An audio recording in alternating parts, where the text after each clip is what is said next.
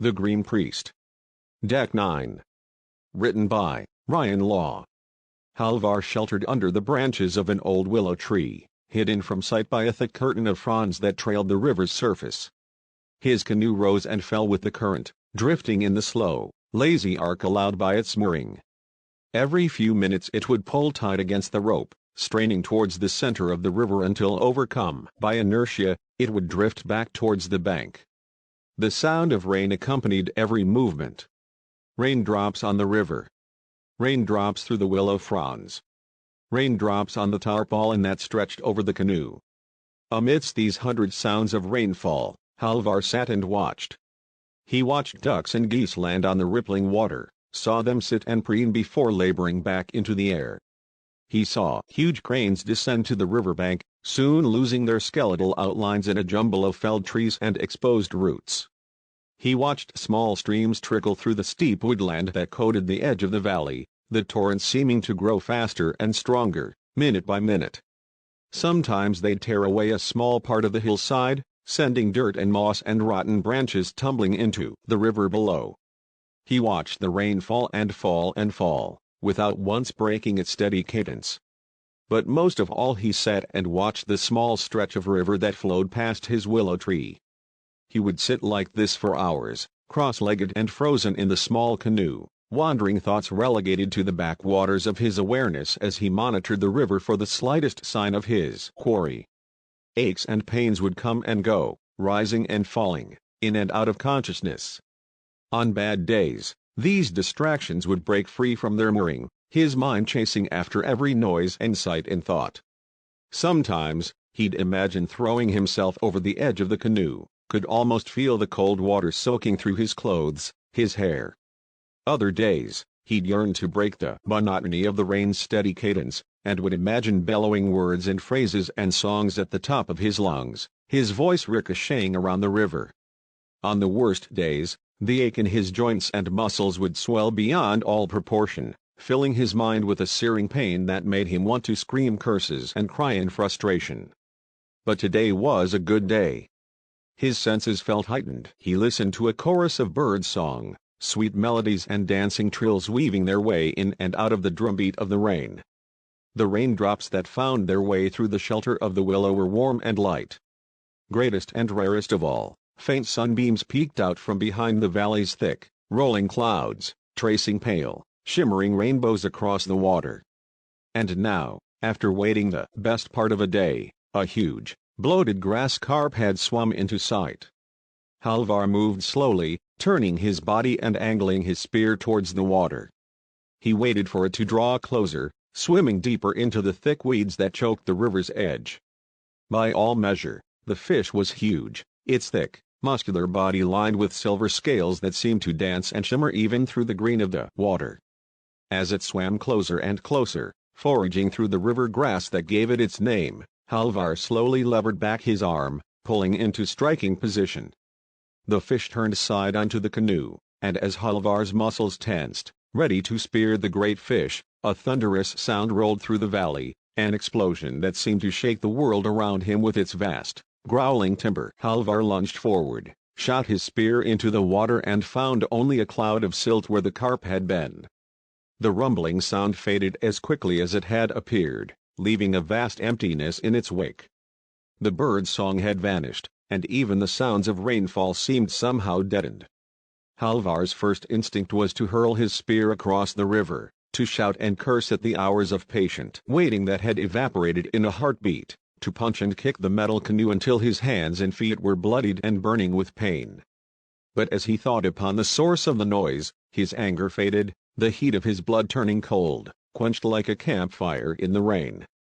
He latched the spear carefully into place, held by two makeshift clasps pinned along the inside length of the canoe, and, instead of shouting and screaming, stood up, and settled for a long, slow piss into the river. It was almost dusk by the time Halvar's canoe emerged from the cover of the willow tree, the thick gray clouds that covered the valley already darkening to black. The journey to the hunting grounds had been slow and laborious, an upstream slog made harder by unseasonably strong currents, but mercifully the return route to the campsite was all downstream. He soon settled into an easy rhythm, and distracted by the rote task of paddling, the frustrations of the day's hunt were quickly forgotten. Though his day of spear fishing had been a bust, the traps and nets they'd laid the day previous were almost guaranteed to catch dozens of smaller fish, freshwater crabs, even snails and clams. Though Halvar wasn't able to return with a trophy to roast over the campfire, no one would go hungry tonight. As the sky darkened from blue to black, his mind swam with thoughts of rich crab soup, seasoned with garlic leaf and salt, roasted hare, care of the group's adept overland hunters, all served with boiled potatoes and fresh mushrooms. Certain had smuggled away several bottles filled with spirit, and after a few swigs and a few jibes from his fellow hunters, the sting would be taken away from his failure. As he floated down the river, he started to sing, low and quiet at first, but growing louder with each oar stroke. Halfway through the journey back to the campsite, Halvar's reverie was broken by another loud, concussive boom, rumbling through the valley. In the early twilight, away from the familiarity and shelter of the willow tree, Halvar felt a twinge of fear. He paddled faster, keen to close the distance to the campsite. As he started to round a shallow bend, drifting across the river's breadth as he did, he looked back to the stretch of open water behind. The light was failing quickly, and in the center of the darkening river, perhaps 50 lengths distant, he saw a light, vivid and green. Halvar stopped paddling and let the current carry his canoe forward as he watched. The light was moving towards him, faster than the river's current could account for, and as it grew larger and larger before him, the vague corona became a violent, swirling mass of light. It was traveling too fast for Halvar to outrun, even with the current behind him, so he made a quick decision to head for the edge of the river, away from the water and whoever, was coming down the river towards him. The far side of the river flowed faster, and as he drew closer to the river's edge, he found himself fighting against strong eddies and whirling currents, hidden under the surface.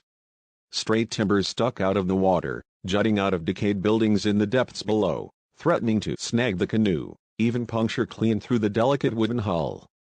Panic swept over him as he wrestled with the paddle, heaving and turning the boat against the current, making for the shortest route to the riverbank.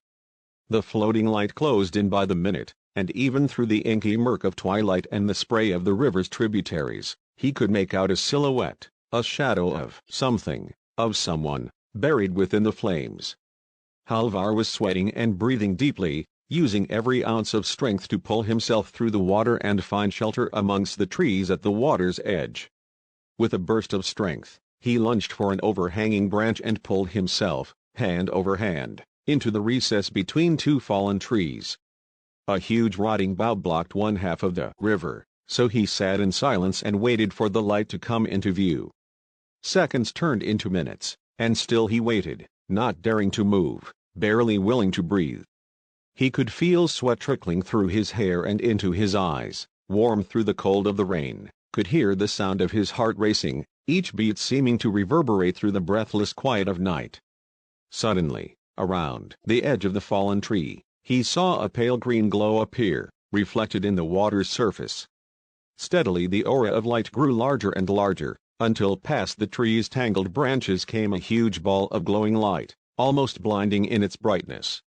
To Halvar's eyes it was pure, unadulterated fire, burning fiercely even through the rain, the very sight of it seeming to fill Halvar's entire being. Big, broad flames swirled around a raft, crackling and spitting vibrant plumes of color into the night. As it drew closer, he could see in the center of the raft, cloaked by the inferno, a figure. It seemed to be kneeling. Thick tree branches were propped up against it, glowing with fire, while bright embers smoldered beneath, undeterred by either wind or rain. The raft passed by close enough to see the figure's bowed head, its waxen face charred and empty in the green light. Realization dawned upon Halvar as an unconscious gasp escaped his lips. It was a funeral pyre. Then, as if to confirm his thoughts, the valley rumbled with a third thunderous noise, and the sky was illuminated by an explosion of light. Tendrils of lurid green spread through the sky, riding the shock wave of the explosion, illuminating an endless bank of clouds from the inside out. The valley bloomed with the rich color, lighting up the cool, wet night. And then in an instant, it was gone. The color vanished, the light withdrew, and the valley fell dark again.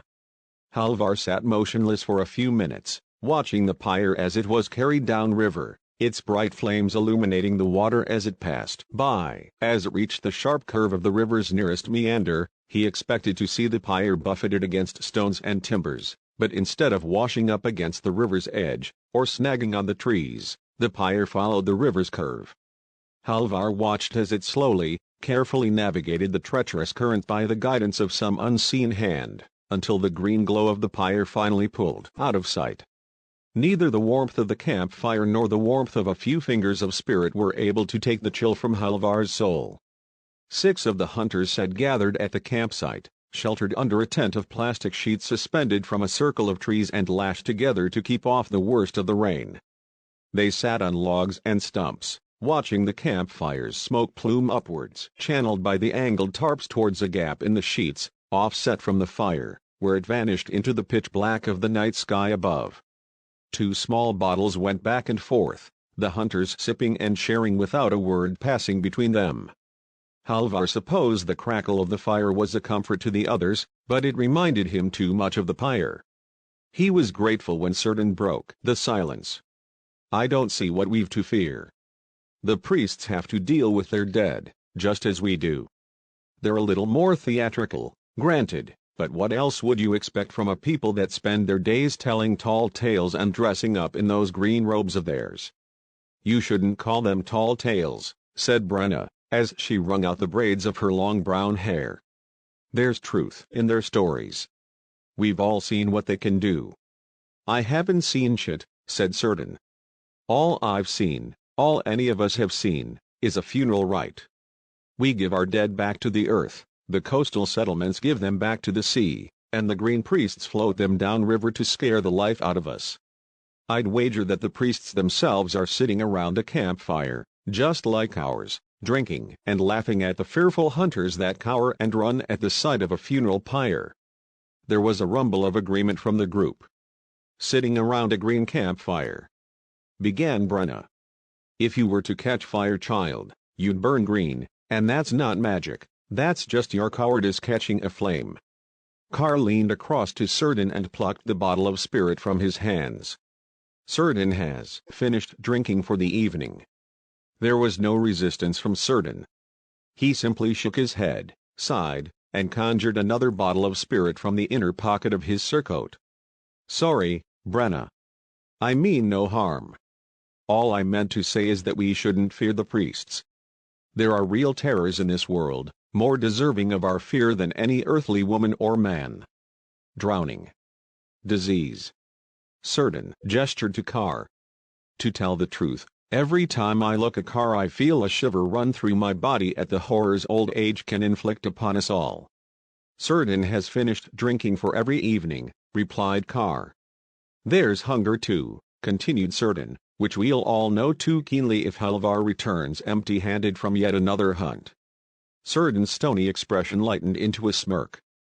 At this, the gathered hunters laughed, and with the laughter came a palpable sense of relief that seemed to flow through the group. Everyone seemed to loosen, their faces brightened.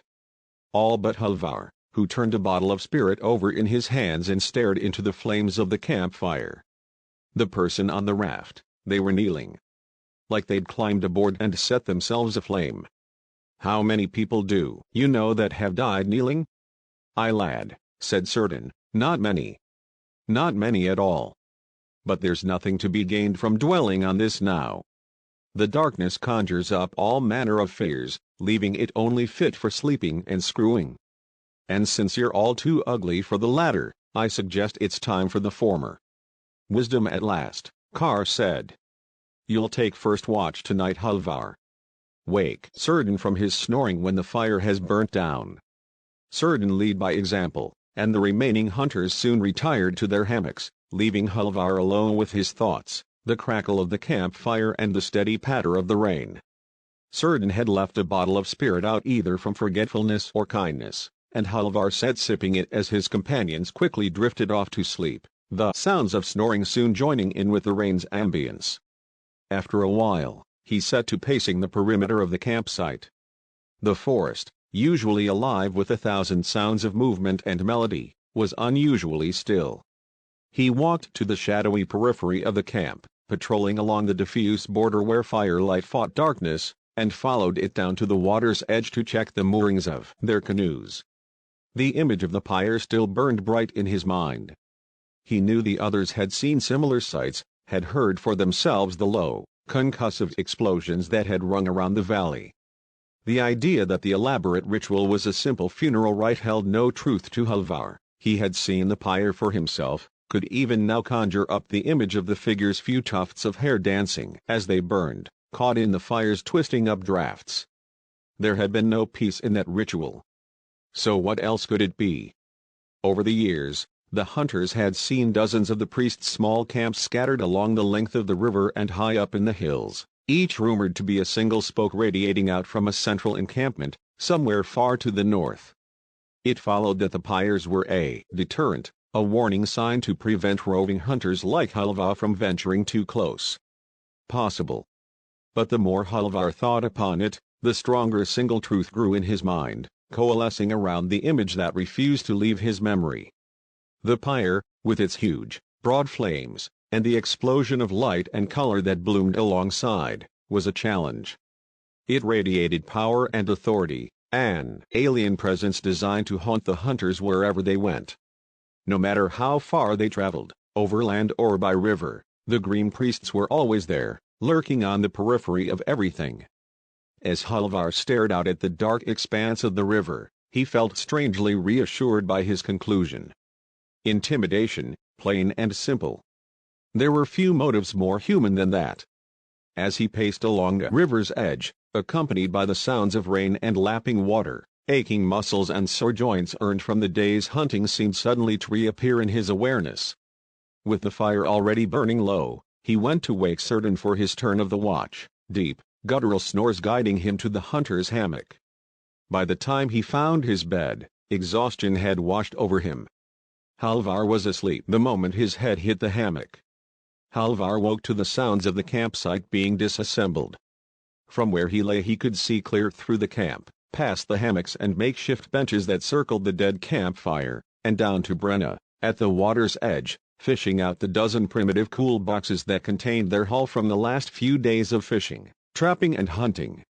Despite Halvar's mixed success, the other hunters had ensured that the boxes were packed full. Still, Brenna hauled them out of the cold water with ease, one in each hand as she carried them over to the waiting canoes. Most of the campsite had already been torn down and stowed away into each boat's shallow hold, leaving only a handful of tarps hanging from the surrounding trees, including Halvar's own. The morning's rainfall was relatively light, and Brenna was yet to dress in the thick, hooded surcoat they all wore for travel on the river. Her hair had grown long. It was a rich chestnut brown, shaped with irregular kinks. Damp ringlets stuck to the sides of her face, framing high cheekbones and a pale complexion. Still watching from his hammock, Halvar was suddenly surprised by the firm hands that clamped onto his shoulders. Looking up, he saw Certain leaning over him. "It's barely first light and I've already seen all the fawning I can handle for the day. Get up, you lay about, your hammock won't pack itself." With a squeeze of his shoulder, Certain strode away, leaving Halvar to climb out of bed to attend to his section of the camp. He busied himself with packing, stuffing his hammock and bedroll into their waterproof pouch, sparing only the occasional glance towards Brenna. It wasn't long until the hunters were back on the water, 6 canoes drifting in loose formation downriver, and back towards shelter. The melancholy of the night had been forgotten. The rain remained light, and overhead, the hunters caught brief flickers of sunlight through the clouds, God rays briefly piercing the thick cloud banks that formed the ceiling of their world. With the good weather, they were half a day out from home. But with full bellies and a strong current behind them, Halvar reckoned they'd make better time than usual. Feeling relaxed, he let his canoe drift lazily across the river, slowing just enough to draw level with Certain at the back of the formation. "If you want to impress Brenna, lad, you'll need to stop pissing about on these hunting trips. She doesn't care much for fools. Why do you think she dislikes me so much? I don't piss about. Ah, don't worry, Certain offered in response, she can't hear us this far back. Besides, she could be set right beside us and she wouldn't pay us no mind, not when she's so intent on impressing Car. How many more trips you reckon the old dogfish has in him? More than you, at the rate you're going. There are only so many nights you can get blind drunk and keep being invited out on these trips. Certain laughed without enthusiasm. I've a head for drinking, is all. Takes more than a few paltry sips of spirit to help me relax.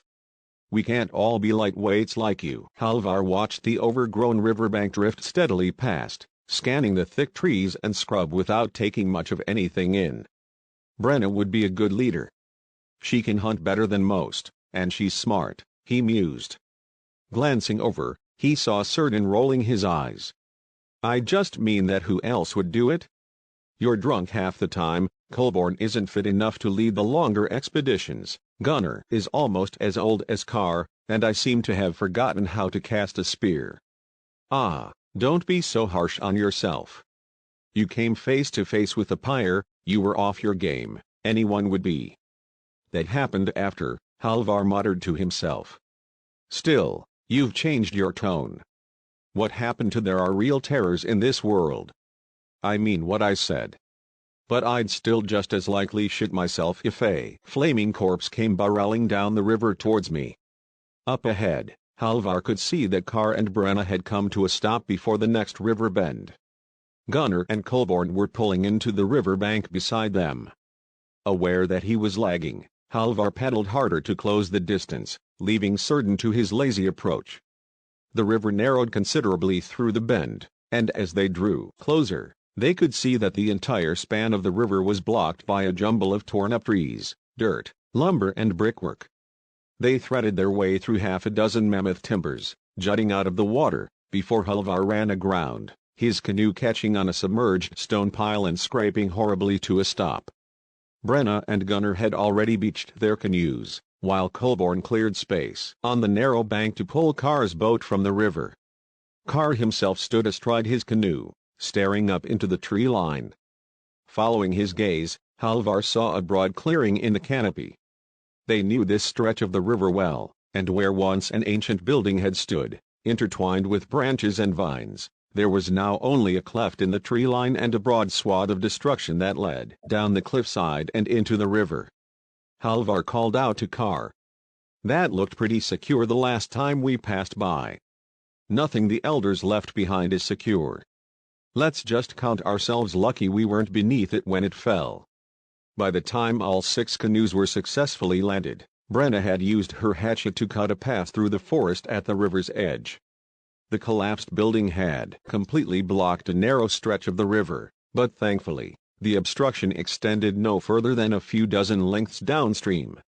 2 at a time, they took it in turns to drag each of the laden canoes through the clearing, before launching them back onto the river. Poised to push out onto the water, Carr turned to speak to Halvar. On second thoughts, we'd best get the guild out here to clear this up. I don't suppose we'll be back here for a long while, but still. This mess will only worsen over time. It seems foolish to relinquish a clear stretch of river so easily. At Carr's behest, Halvar pulled out the expedition ledger from the bundle of bags in his canoe, and using the inkstick he kept safely stowed in the deepest pocket of his surcoat, scratched out a simple map onto the fine birch bark pages, a writhing mass of rivers and streams, winding their way through the countryside and, pausing to consider his bearings, a thick black cross to denote where the house had fallen. Tucking the book securely into his pack, he pushed Carr's canoe out towards the center of the river, before sliding his own boat out.